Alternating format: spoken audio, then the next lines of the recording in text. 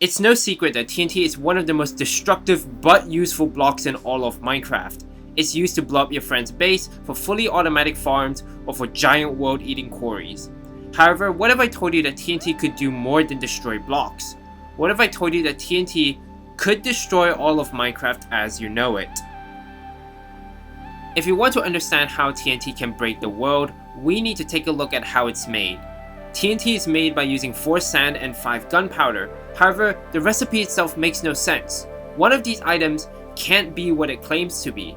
Now you might be a bit confused by that, but to illustrate this point, let me show you 3 scenarios. The good scenario. In this scenario, we assume that TNT is just a mixture of sand and gunpowder. Gunpowder and TNT are very different things. If we transferred one block of TNT from Minecraft into real life, it would have a lethal blast radius of around 80 meters. Considering that TNT only kills you when you're a few blocks away, this makes the idea of sandy gunpowder much more plausible. The other good scenario. In this scenario, we assume that sand is actually sand, but that gunpowder and TNT aren't, gunpowder and TNT. In this universe, the gunpowder would be a catalyst that causes the sand to react and turn into something else. This something else could potentially be a form of a silicon-based explosive. Silicon-based explosives do exist in real life, however, most of them are in experimentational phases, and therefore there are not a lot of concrete data on them, and yeah, that's where my script ends for this part. And now we come to our final scenario, the scary scenario. In this scenario, we assume that TNT and sand are actually TNT and sand, but that gunpowder isn't what it claims to be. Here's why this is so terrifying. The weight of one TNT block is 1,654 kilograms, whereas the weight of one block of sand is 1,602 kilograms.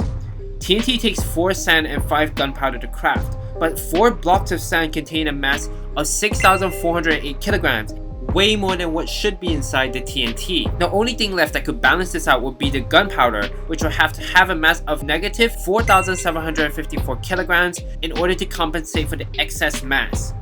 So what materials could possibly fit the criteria of having negative mass? The first thing which you might think of when thinking about negative mass is antimatter, which is scary enough. Antimatter cancels matter out perfectly, resulting in a theoretically perfect release of energy. In layman's terms, matter plus antimatter equals big boom. If we take 1 kilogram of antimatter and 1 kilogram of matter and smush them together, we can use E equals to mc squared to calculate how much energy will be released by these two opposing forces. By taking the mass and multiplying with the speed of light squared, we get over 179 quadrillion 750 trillion joules. Considering that we have 4,754 kilograms of antimatter, this means that we will get this number of joules of energy from 1 block of TNT. I'm not reading that out. However, I can tell you how powerful this explosion will be. The resulting explosion will contain more power than 4,000 of the world's most powerful nuclear bombs. However, the truth is much scarier. Negative mass is not antimatter. Antimatter is only another form of matter with an opposite charge, so it doesn't cancel out matter like negative matter would theoretically do. So what other materials might have negative matter? The answer is nothing. In our current universal model, there is nothing that can logically have a negative mass. An object with negative mass would not only defy logic, but it will also break physics as we know it and probably tear the fabric. Considering how Minecraft isn't breaking at the seams though, I think it's safe to say that we've successfully avoided the worst timeline. Alright, that's it. Thank you for watching. Subscribe. Bye bye.